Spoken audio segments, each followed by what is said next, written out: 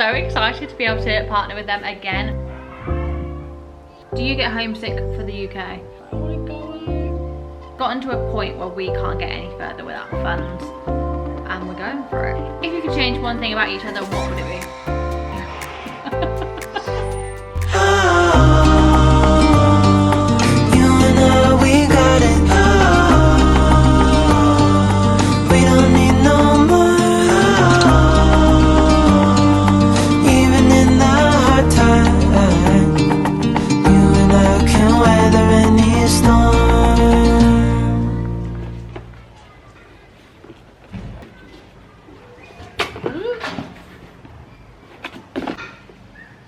Hi everybody and welcome back to our channel. So it's been quite a while now since we last did a Q&A, so Josh and I thought we'd sit down and answer all of your questions, and I'm so pleased to be able to share that this video is sponsored by Bob and Brad, and they have very kindly sent out their easy back massager, and my goodness guys, I'm just so excited to be able to partner with them again because I loved their last product and I think I might love this one even more. So it's all plugged in. Like, this thing can work for anyone if you're like an athlete, you know, a sportsman, if you're like, you know, you sit at the desk all day, or like me, tired, busy, stressed parent, and all controlled by the remote. So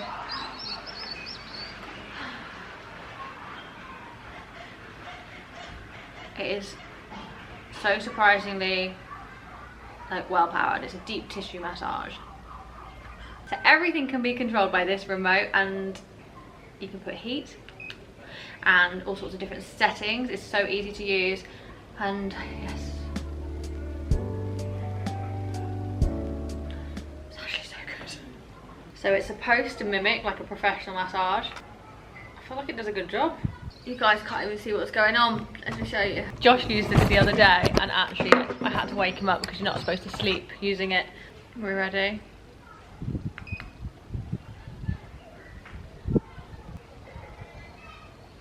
There is nothing better than being able to work with a brand that you actually love, I swear.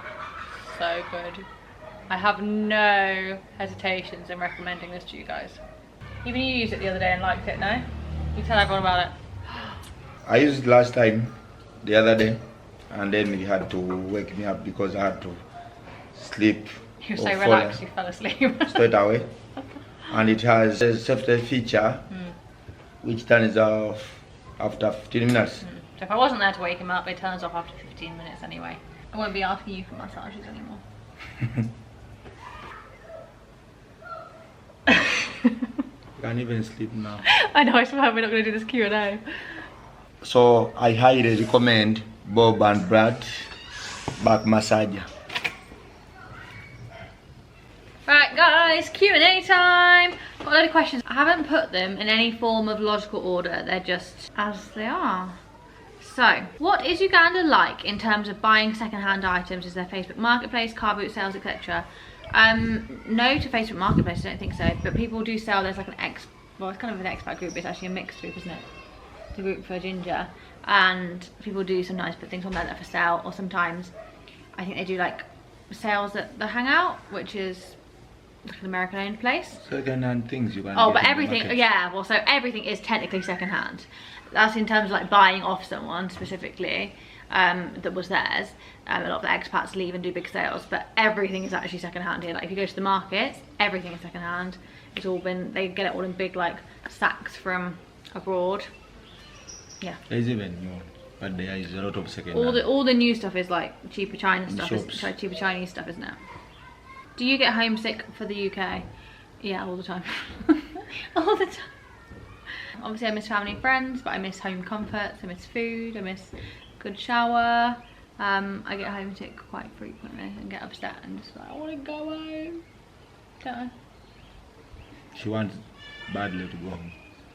Why the 80,000 goal for the end of the year? Are things progressing? Maybe I missed it. We've gotten to a point where we can't get any further without funds. We're just kind of like bumbling along, like trying to do things, and we've just decided we've worked out exactly what's needed and we're going for it. The reason why by the end of the year is because we just need this done, and I'm worried about like immigration in the UK. We don't obviously know what changes they're going to make, and we're just ready for the next chapter, and we need a big push to be able to do it, don't we? I don't think that changing. Emi tells me all the time. She's the news. things are changing in UK a lot, so yeah. But also we just don't have spare money, so all the money that's needed like for hire cars to go around, we just don't have it. But the 80,000 is not all just what we're hoping to fundraise. We have detailed it all on our GoFundMe page if you read it, but it's everything that we're earning over on TikTok as well, so through lives, the creator fund, any brand deals we might get over there, and we've also got a couple of other ideas and things that we're hoping to launch soon, so that's all going towards the fund as well. But for those who would like to help out and would like to give, because we get asked all the time, that option is also there. So yes, £80,000 includes everything. So it includes GoFundMe's fees, it includes finishing the adoption here, including hire cars and all these sorts of things. It includes the visa costs, the UK, the lawyer costs, the lawyer here, the lawyer in the UK, the NHS surcharges, the relocation costs for our family, for our pets, and a little bit of money for when we arrive, because obviously we arrive with nothing. That's where the £80,000 total has come from. We've already spent loads of money on the adoption up till now, but we believe that is the total for everything to be finalised and for us to be in the UK ready to start our new life. So that is what we're aiming towards. We are documenting like where we are against the goal every single day over on TikTok. I know lots of you aren't on TikTok, but if you are, you should go follow us on there. We are going to do it. Gonna get it with your help. Not just donating, but following, liking, sharing, commenting, everything. All that helps. We need to really, really push our platforms. If you could change one thing about each other, what would it be? No, how do you change about me? What would I change about you? You're a little chatty. Express your emotions more verbally. What would you change?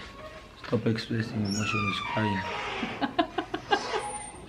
So he wants me to stop expressing my emotions and I want him to start expressing his.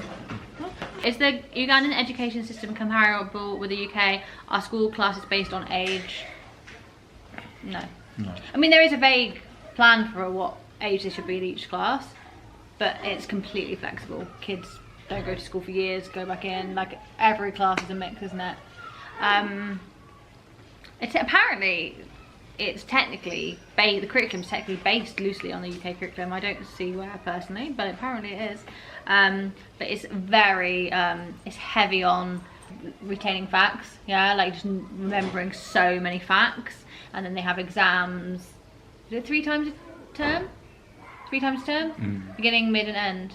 A lot of exams. I would never pass them, they're so hard. And then they put kids in a order, don't they? And they write where they came in class on what they give back to them. So no, it's pretty different, I'd say, the system to the UK. Do you think the move to UK will be a big cultural shock to Josh and the kids? Do you?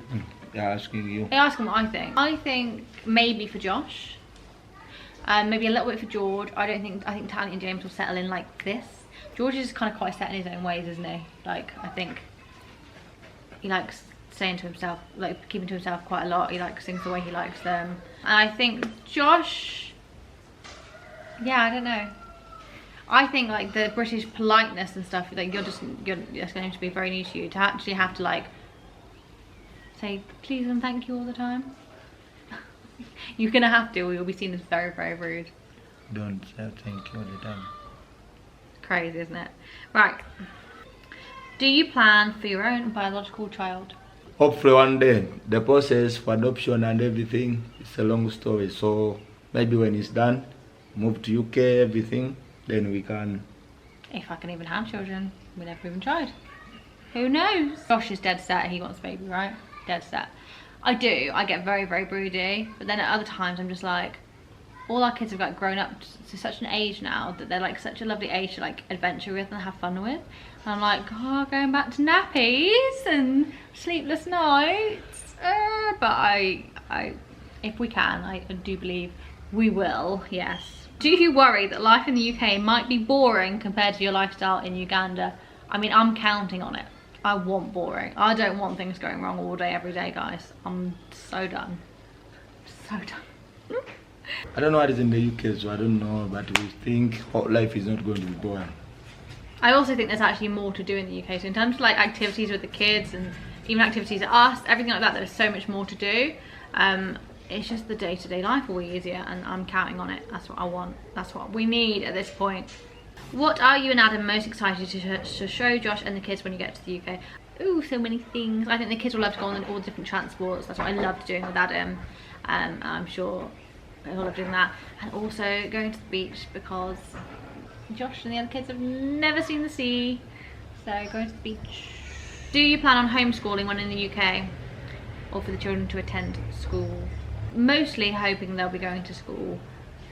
I think each of our children have different needs, and this is where it gets really, really complex, and I'm just not entirely sure what's going to happen. But I know that James, I think, will definitely go straight into primary school. I think James will do really well, really. He's fine. Yeah, fine. George, I think, will be fine as well, to be honest. He's so chilled and easy, isn't he? Yeah, like, even if he's struggling a little bit academically, he'll just like persevere and push on, even if he's struggling, and doesn't care what people think or say about it, right?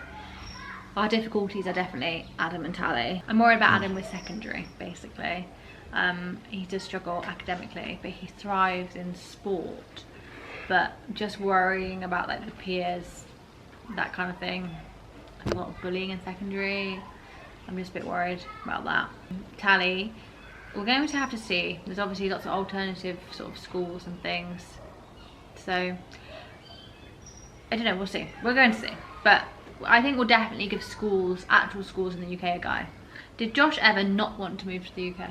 No, I want to move to the UK. Why? A lot of things. I have better jobs, so I can look after my family, good school for my kids. Everything quick, better health, services, healthcare. Yeah. How realistic is it that you'll be in the UK by 2026 if money wasn't a problem? If money wasn't a problem, could we be in the UK by 2026? Yeah. Yeah. I think this side could definitely go through. I don't entirely know how long it's taking at the moment to be granted visas from the Home Office. Obviously hoping that they did grant us the visa. I think it can take a few months sometimes. So I reckon things could go through, definitely could go through here by the end of the year. We will keep you all updated. How is Kovu doing? Not good. Not good, guys. Really, really not good. I'm just trying not to panic because we've sent his bloods off to South Africa. So they are doing a load of bloods to test at the moment in South Africa. And I'm just hoping it gives us answers. And if it doesn't, I don't even know what to do next. He's on Denamarin for his liver, which I can only get from the UK. I really need to get some more out here. He's just not in a good way. He's very, very, very skinny. You can't tell that well because he's got quite a lot of fur, but he's like scary thin. And he's struggling, and there's just not a lot I can do until I get results, and we've been trying everything. So hopefully we'll be getting the results soon from South Africa, and I'm just hoping they give us some answers. How did you guys meet? Josh was working at the organisation where I was a volunteer for. So, okay, last question, guys, is where are you in the process for the adoption? What are the next steps? We have not yet submitted to court. There's been various hold-ups, and we are having to change one of the, what do you call it, one of the people, one of the professional people, whatever, that we are working with, which is a huge pain, but it's what our lawyer has advised. So we are having to do that, but we have some very important meetings next week, and we are hoping to make some significant progress. We already got some very important paperwork relatively recently. We've just got a few more things to get to be able to submit to court. When we get to that point, the lawyer has assured us it shouldn't take very long because Josh is doing it through the magistrates' courts. There's not a huge like wait to get a court date. It's not like if I was adopting, like the wait can be, I think, like up to like 10 months, like a year just for a court date. So in the magistrates' courts, because Josh is adopting, the wait is not long. So as soon as we submit to court, hopefully things are going to be very fast. Yeah. Anyway, we hope you enjoyed this video. Thank you for watching. If you have any more questions, you can leave them in the comments. We can always do a part 2. And yeah, we'll see you next time. Bye. You came along, couldn't look